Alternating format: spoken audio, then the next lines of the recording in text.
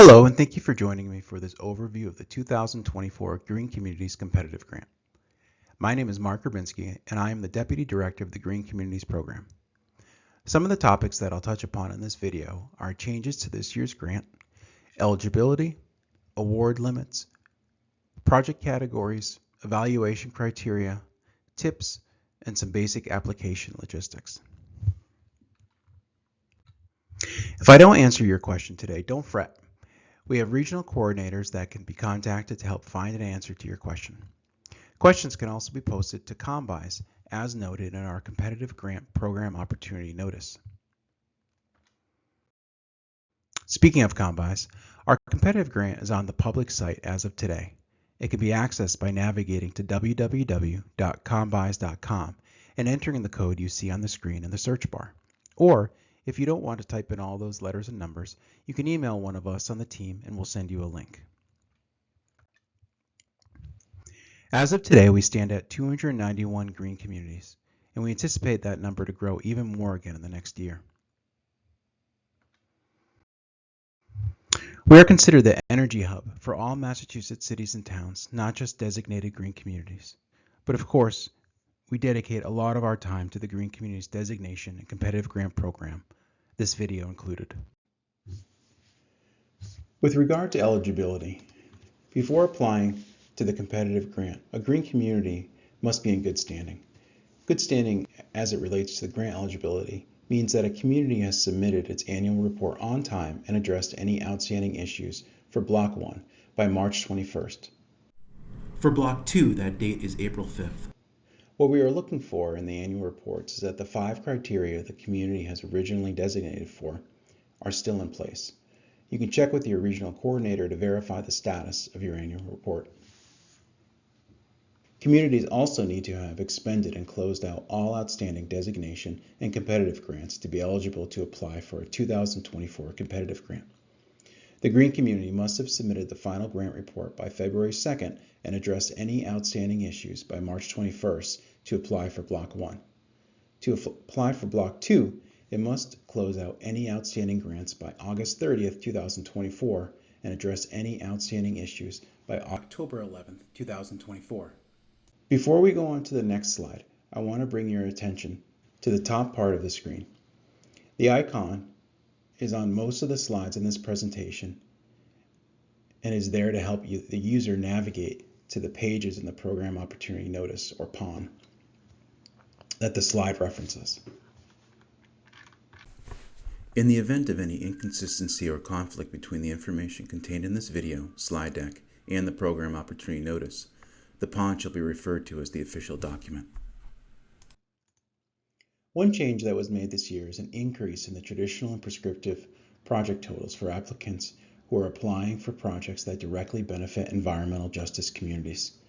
The total award limit for these projects is $250,000. Applicants who are applying for building decarbonization projects that directly benefit environmental justice communities are limited to $500,000 and require a 10% match.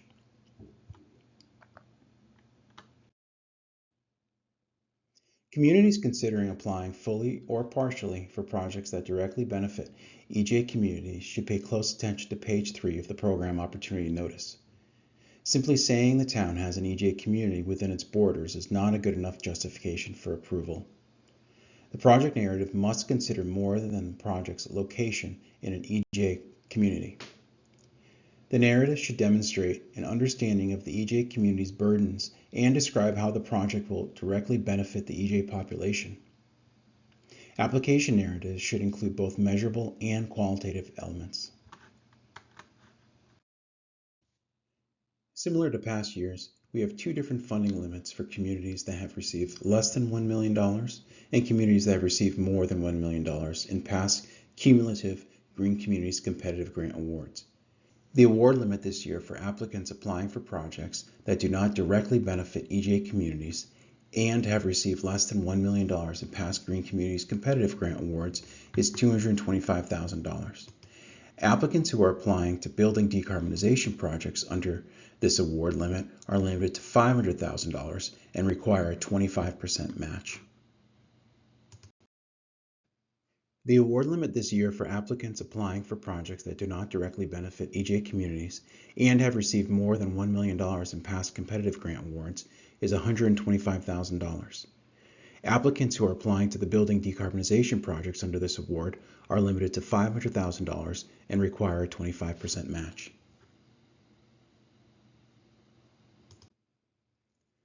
The following is a list of communities that have received more than $1 million in past cumulative Green Communities competitive grant awards.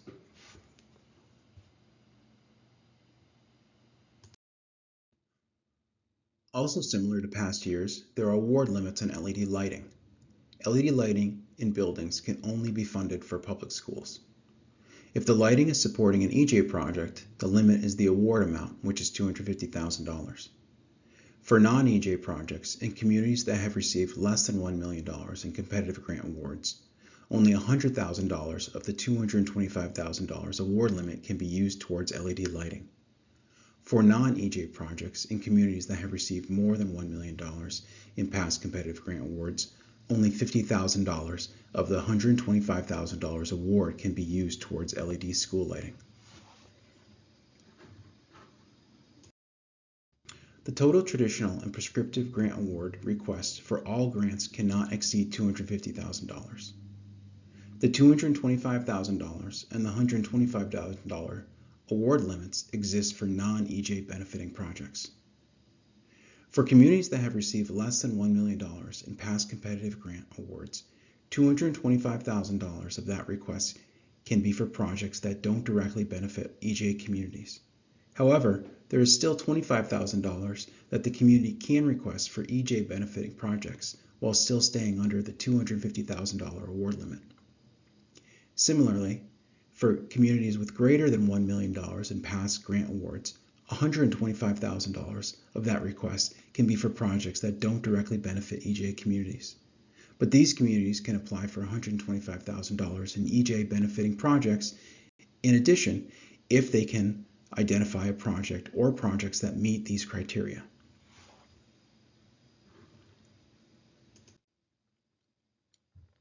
I'm going to run through some scenarios that will hopefully address any of this confusion. In the first scenario, the town of Prescott is an eligible green community and in the more than $1 million category. The town has two projects that it wants to apply for: a $75,000 weatherization project at its elementary school, which is an EJ project, and a $250,000 HVAC project at its visitor center, which is a non-EJ project. In this case, traditional and prescriptive project totals requests cannot exceed $250,000. Communities in the more than $1 million category are limited to $125,000 in non-EJ projects.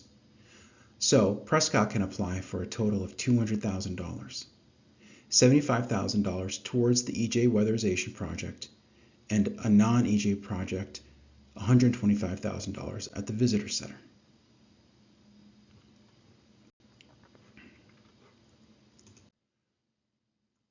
Let's look at this scenario with slightly different increased project amounts. In this new scenario, the weatherization project amount increased to $150,000. Prescott can apply for a total of $250,000, $150,000 towards the EJ weatherization project, and $100,000 towards the non-EJ project at the visitor center, so a total of $250,000.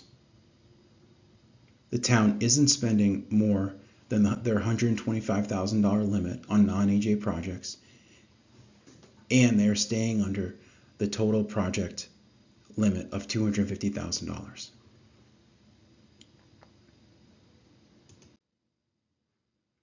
Alternatively, in the same scenario, the town could have made the choice to apply for $125,000 towards each project while still staying at the $125,000 for non-EJ projects and $250,000 overall traditional prescriptive project award limits. It's up to the town in this case how they want to divvy up the project. In this new scenario, the town of Enfield, Mass. is an eligible green community in the less than $1 million category. The town has four projects that it wants to apply for: $120,000 in lighting at the elementary school, which is an EJ project, $120,000 in lighting at an elementary school B, which is a non-EJ project, $35,000 in weatherization project at a fire station, a non-EJ project, and $7,500 towards a new DPW Ford Lightning truck, another non-EJ project. Since traditional and prescriptive project total requests cannot exceed $250,000, they are limited to that total amount. And they're a community in the less than $1 million category, so they're limited to $225,000 in non-EJ projects. So just like in the last scenario, the town has some options on how it can divvy up the funds in the application. In this case, the town chose to apply for $120,000 towards lighting at elementary school A, $100,000 in lighting at elementary school B, and $30,000 towards the $35,000 weatherization project at the fire station. The new EV DPW truck would be left off this request because the total project has already reached the $250,000 limit. Communities should predetermine which projects they apply for. Please don't list all the projects you are endeavoring to complete on your application. We recommend that you prioritize projects based on the evaluation criteria on page 4 of the PON. Also, please reach out to your regional coordinator to discuss your projects. Regional coordinators are a helpful resource in the planning process. I imagine that most of you already know your regional coordinators pretty well at this point, but I'll redisplay their contact information on a slide at the end of the video later. There are 4 different project categories in the PON. Starting on page 6, section 2 has our prescriptive measures. These are a streamlined application requirements and evaluation. On page 9, in section 3, are traditional energy efficiency projects like building envelope improvements, HVAC controls, retro-commissioning, etc. Section 4 is our building decarbonization projects. These have support for larger, more complicated projects. And section 5 is our special eligibility, which has expanded offerings for communities that have reached certain criteria. Our prescriptive projects are pretty similar to how they were in last year, although there are 2 new ones that I want to highlight. The first one is the workforce development.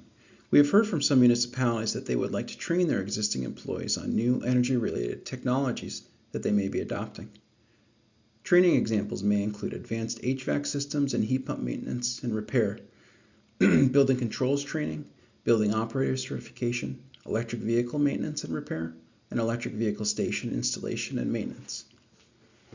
Training should be for general technologies topics, not for proprietary equipment. If the training is only applicable to one manufacturer's equipment, then it wouldn't be an eligible project. The other category is battery-powered lawn care and landscaping equipment. This category is pretty much what it sounds like. Green communities will provide funding towards municipal operations looking to transition to battery-powered lawn equipment for maintaining municipal or school properties. And this covers retail and professional-grade battery-powered product categories. The municipality must be replacing existing fossil fuel powered lawn equipment, and this must be noted in the application. Just like any other project, you must also apply for Mass Save or other utility incentives if those are available.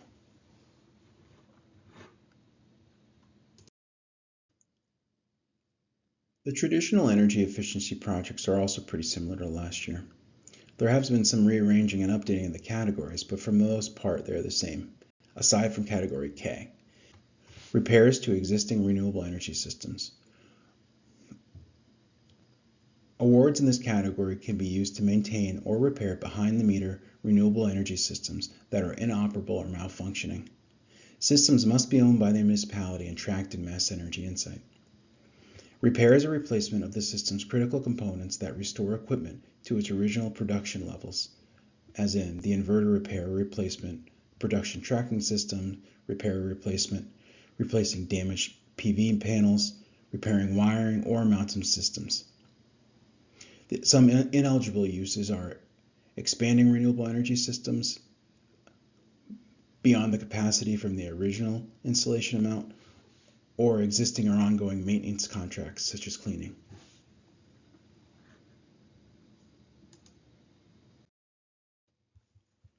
Our building decarbonization projects are noted on pages 15 and 17 of the PON.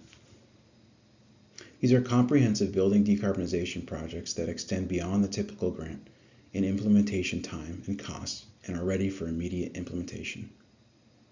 They are limited at $500,000. The applications must include a 25% local match from the community or 10% for applications directly benefiting EJ communities. We expect these applications to demonstrate very good GHG emissions reductions, and they must be completed within 3 years of the grant contract execution. A community cannot apply for other projects in the PON if it applies for a building decarbonization project. Also, it cannot apply for competitive grants for 2 years after the award. Please pay close attention to the application must include part of this section.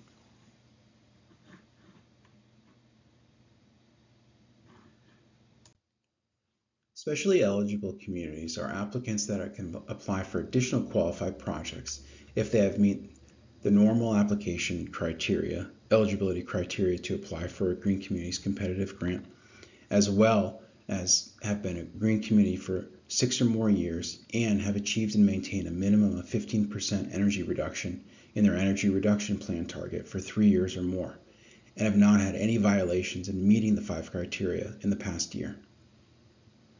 The DOER will inform potential applicants of their special eligibility based on data contained in their Green Communities annual reports. The list of communities is already available on the CONBI's website. Some projects that specially eligible communities can apply for, doubling the maximum award amount for hybrid and battery-powered electric vehicles, as indicated in the prescriptive project section. They can apply for energy efficiency projects at a facility not included in the municipality's baseline, and they can apply for behavior-based and energy efficiency projects that focus on energy savings resulting from changes in individual or organizational behavior and decision making. They can also apply for community outreach programs that to promote existing residential and/or commercial energy efficiency programs, such as Mass Save, including supplemental grant programs, and/or to promote other clean energy initiatives such as community shared solar, Solarize, or HeatSmart. As you are completing the application process, there are some things that we want you to remember. The competitive grant application should include estimated utility incentives, documentation that the applicant has met, teleconferenced, and/or had an email exchange with its utility representative regarding the availability of utility incentives for any eligible energy conservation project or efficiency measure. If the utility considers a rebate or incentive prescriptive and does not require pre-approval, then applicants must include a description in the grant narrative noting how the project meets the utility's established criteria and any supporting documentation of the prescriptive incentive, as in brochures or screenshots from the utility's website. Also, DOER's support of fossil fuel-fired heating equipment is limited to hybrid rooftop units, RTUs, and infrared heaters for garage bays. Please review the restrictions on these requirements and technologies on page 10 of the PON. These projects may not be as competitive with non-fossil fuel projects.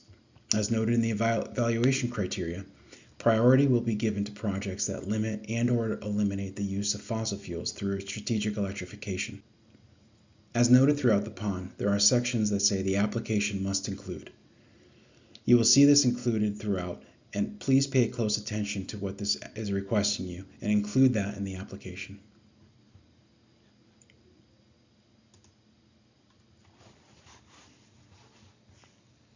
We're also asking you to include an evaluation from a qualified contractor and electrician assessing that the building's electrical supply is adequate. This is only for projects that are increasing the load on the building's electrical supply, such as heat pumps. We want you to include this in the application so that there aren't any unintended consequences later on should the project be approved. Also a reminder that building envelope improvements are necessary for a successful HVAC project and therefore they were required in the HVAC application. So please see pages 10 and 11 of the PON for more information on this. Lastly, please review the application narrative section and ensure that all of these questions and sections are answered in your application. Please be sure to note the non-qualified projects on page 4 of the PON.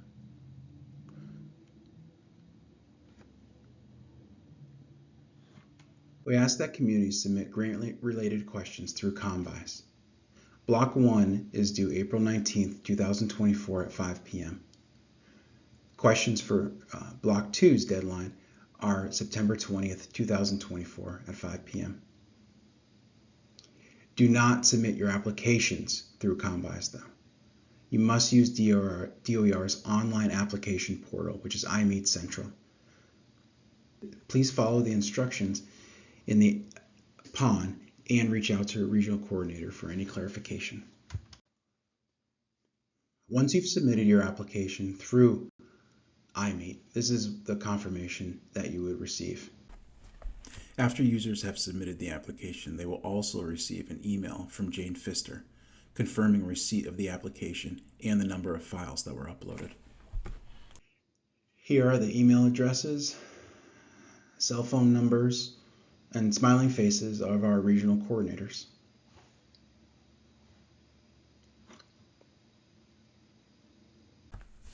Thank you for watching the video.